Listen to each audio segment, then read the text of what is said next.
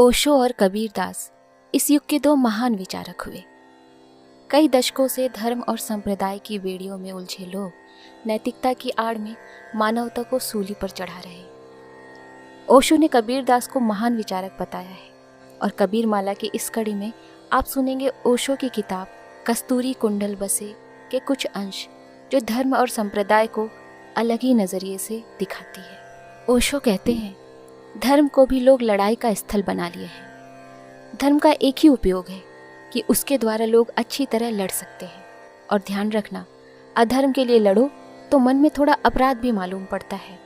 धर्म के लिए लड़ो तो काम इतना धार्मिक है कि अपराध का तो कोई सवाल ही नहीं। मुसलमान सोचता है कि अगर धर्म युद्ध में मारे गए तो मोक्ष निश्चित है। हिंदू सोचता है कि अगर धर्म के लिए शहीद हो गए तो स्वर्ग के दरवाजे पर बैंड बाजे मौजूद है। एक बात ख्याल में ले लेना कि अच्छी बात के लिए लोग लड़ना सुगम पाते हैं। बुरी बात के लिए लड़ने में तो थोड़ा सा संकोच भी होता है कि क्या लड़ाई कर रहे हो, लेकिन अच्छी बात के लिए लड़ाई में बड़ा मजा आ जाता है। इसलिए लोग लड़ने के लिए अच्छी बातें खोज लेते हैं। कारण तो लड़ना है, बहाने अच्छे खोज लेते हैं। हिंदू धर्म खतरे में है, झगड़ा शुरू। अब हिंदू धर्म को तो बचाना ही पड़ेगा। तुमने ठेका लिया है, तुम धर्म के बचाने वाले कौन? कि इस्लाम खतरे में है, बस पागलों की दौड़ शुरू हो गई। और फिर धर्म के नाम पर तुम जितना अधर्म कर सकते हो उतना किसी और चीज के नाम पर नहीं कर सकते। सत्य के नाम पर झूठ बोलो, धर्म के नाम पर अधर्म करो, अहिंसा के नाम पर तलवार उठा लो।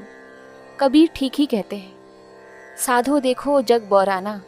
लोग बिल्कुल पागल मालूम होते हैं, अहिंसा के लिए भी तलवार उठा लेते हैं।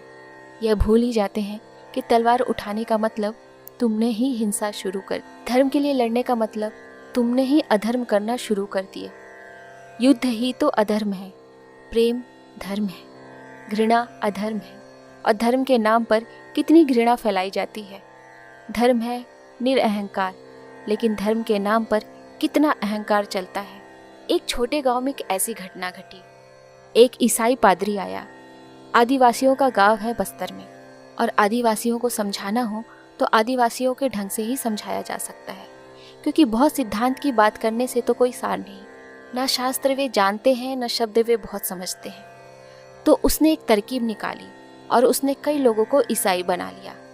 उसने तरकीब यह निकाली कि वह गांव में जाता, थोड़ा बहुत धर्म की बात करता, भजन कीर्तन करता, और फिर दो मूर्तियां निकालता अपने झोले से, एक क्राइस्ट की और एक राम की। एक बाल्टी भरवा लेता और दोनों को पानी में डालता और कहता कि देखो, जो खुद बचता है वही तुम्हें बचा सकता है, जो खुद ही डूब जाए वह तुम्हें क्या बचाएगा। राम की मूर्ति लोहे की बना ली थी और जीसस की मूर्ति उसने लकड़ी की बना ली थी।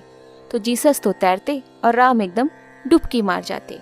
गांव के आदिवासी, बात तो बिल्कुल सच्ची है, तर्क साफ है, क्योंकि इन राम के पीछे अपन फंसे हैं और ये खुद ही डूब रहे हैं। उसने इस कारण कई लोगों को ईसाई बना लिया। एक हिंदू सन्यासी गांव में मेहमान था। उसी सन्यासी ने ही मुझे पूरी कहानी बताई। वह बड़ा योग्य आदमी था। गांव के लोगों ने उससे भी कहा कि यह तो बड़ा रहस्य है, साफ है मामला। अनेक लोग ईसाई हो गए। वह भी गया देखने। उसने समझ लिया कि मामला क्या है। भरी सभा में जब लोग बड़े प्रभावित थे, उसने कहा कि ऐसा काम किया जाए, पानी तो ठीक है, आग लगवाई जाए, जो बच जाए वही तुम्हें बचाएगा। गांव के लोगों ने कहा, यह तो बिल्कुल साफ मामला है, असली चीज तो आग है, पानी में क्या रखा है। वह ईसाई पादरी बड़ी मुश्किल में पड़ गया। उसने बड़ी कोशिश की कि बच निकले, लेकिन गांव के लोगों ने पकड़ लिया। उन्होंने कहा, कहाँ जाते हो, यह तो परीक्षा होनी ही चाहिए, क्योंकि अग्नि परीक्षा तो शास्त्रों में भी कही गई है, जल परीक्षा कभी सुनी है। वे जीसस जल गए। संप्रदाय जीते हैं शूद्र तर्कों पर, बहुत छोटे तर्कों पर, बहुत छोटी छोटी घृणा को जमा जमा कर धीरे धीरे अंबार खड़ा करते हैं। एक एक ईंट घृणा की है, विद्वेष की है, दूसरे की निंदा की है, दूसरे को छोटा बुरा बताने की है। प्रेम तो कहीं पता भी नहीं चलता। और जो घृणा फैला रहे हैं वे प्रार्थना कैसे करते होंगे? उनकी प्रार्थना में भी वही घृणा होगी। प्रेम फैलाओ तो ही तुम्हारी प्रार्थना में प्रेम आएगा, क्योंकि जो प्रेम तुम्हारे जीवन का हिस्सा न बन जाए वह तुम्हारी प्रार्थना में कभी आविर्भूत नहीं होगा। तुमसे ही तो प्रार्थना उठेगी।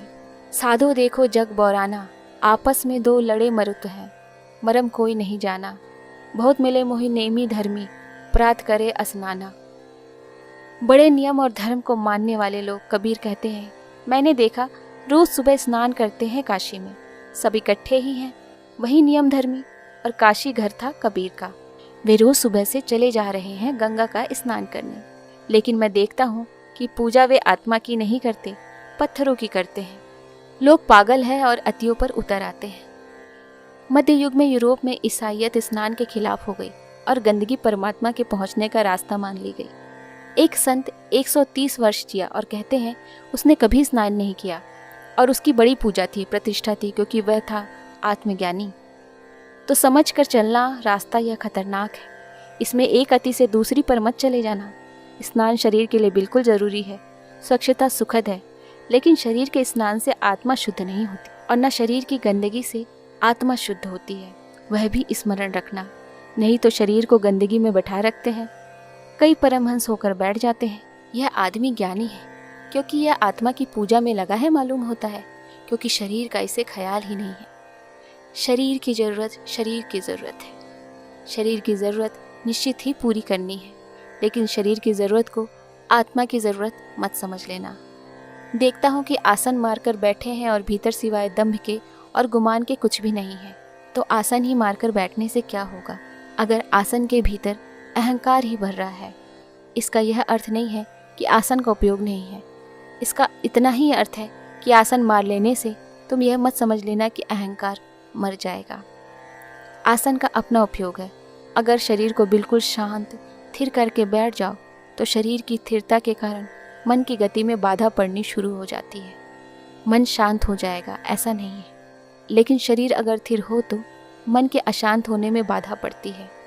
शांत शरीर के भीतर मन के शांत होने की संभावना बढ़ जाती है।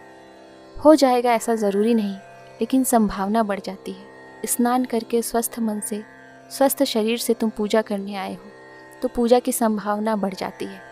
गंदगी से भरे हुए थके हारे धूल धवांस में दबे तुम पूजा करने आए हो, पूजा की संभावना कम हो जाती है। लेकिन सिर्फ स्नान कर लेना पूजा नहीं है। स्नान कर लेना पूजा के लिए सहारा हो सकता है। स्नान कर लेना पर्याप्त नहीं, ज़रूरी नहीं, कुछ और होना ज़रूरी है। स्नान को ही सब मत समझ लेना। वही धर्म और संप्रदाय का भेद है। धर्म जीवन की समस्त चीज़ों का उपयोग करता है ताकि परम ज्योति जल सके। संप्रदाय उपयोग में ही अटक जाता है, ज्योति की बात ही भूल जाता है। मुल्ला नसरुद्दीन एक आदमी के घर नौकर था। बड़ा रईस आदमी था, लेकिन मुल्ला से परेशान था। उसने एक दिन कहा कि मैं कई बार तुम्हें बता चुका हूँ, 3 अंडे लाने के लिए बाजार 3 दफ़ा जाने की ज़रूरत नहीं है, एक ही दफ़े में ले आ सकते हो। कुछ दिन बाद अमीर बीमार पड़ा। उसने नसरुद्दीन को कहा कि जाओ वैद्य को बुला लाओ। नसरुद्दीन गया, वैद्य को ले आया, लेकिन वह बड़ी देर बाद आया। लौटा तो अमीर ने कहा कि इतनी देर कैसे लगा दी। तो उसने कहा, और सबको भी बुलाने गया था। और सब कौन है? मैंने तुम्हें वैद्य को बुलाने भेजा था। तो उसने कहा कि वैद्य अगर कहे कि मालिश करवानी है तो मालिश करने वाले को भी लाया हूँ।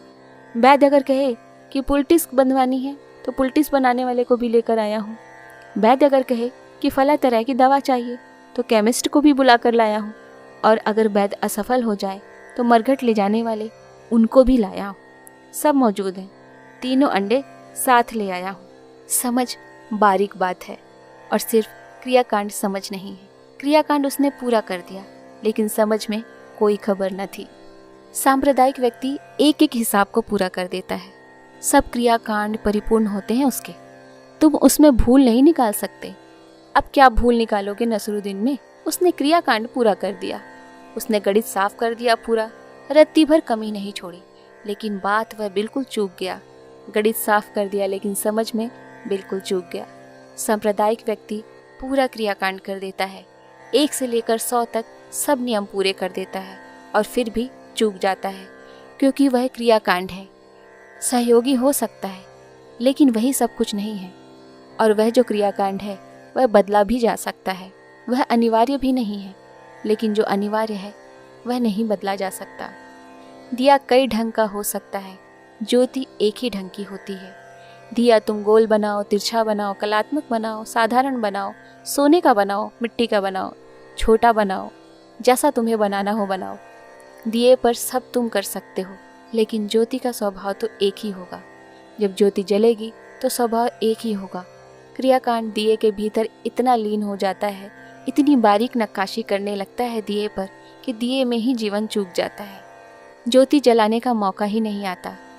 इतनी ही बात ख्याल रखना।